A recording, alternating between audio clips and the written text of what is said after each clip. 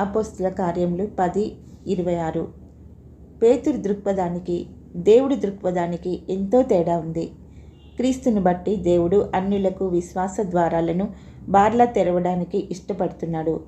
దేవుడు పవిత్రం చేసిన వాటిని అపవిత్రం అనవద్దు అని దేవుడు పేతురును గట్టిగా మందలించాడు.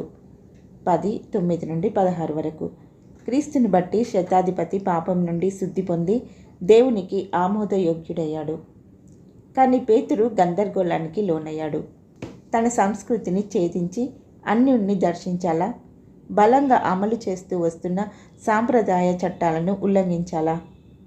కొర్నేలిని కలవడానికి పేతురు బయలుదేరినప్పటి నుండి ఈ సమస్యలను ఒక కొలిక్కి తెచ్చుకోవడానికి పేతురుకు 2 రోజుల వ్యవధి ఉంది. సిజేరియాలో కూడి ఉన్న సమూహంతో అతడు పలికిన తొలి పలుకులు అతడి మానసిక సంఘర్షణకు అద్దం పడుతున్నాయి. అన్యజాతి వానితో సహవాసం చేయుటయైనను అటి వానిని ముట్టుకొనుటయైనను యూదునికి ధర్మం కాదని మీకు తెలియను. 10:28. అయితే ఈ అన్య విశ్వాసులపై పరిశుద్ధాత్మను కుమ్మరించి దేవుడు పేతురు హృదయంలో గూడు కట్టుకొని ఉన్న అడ్డగోడలను బద్దలు చేశాడు. 10:44-45 వచనాలు. పేతురు నూతన దృక్పథం.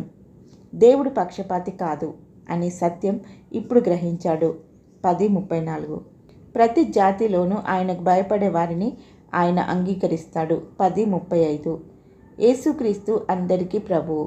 10:36. ఆయనపై నమ్మకం పెట్టిన వారందరికీ పాపక్షమాపణ కలుగుతుంది. 10:43.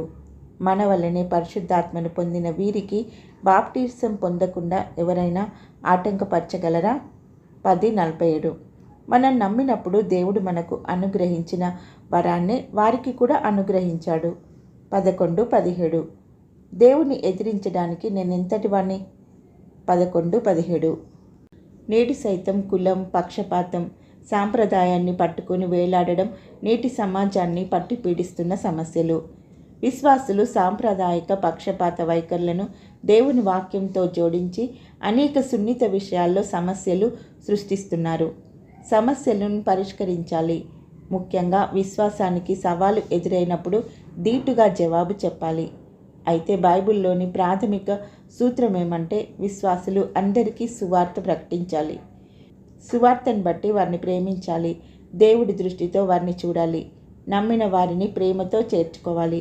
భయాన్ని బట్టి లేదా పక్షపాతాన్ని బట్టి సంఘం అడ్డుగోడలు నిర్మించటం సమర్థనీయమా? ఆ విధంగా చేయడం అంటే దేవుని ప్రేమ హృదయం నుండి దూరం కావడమే.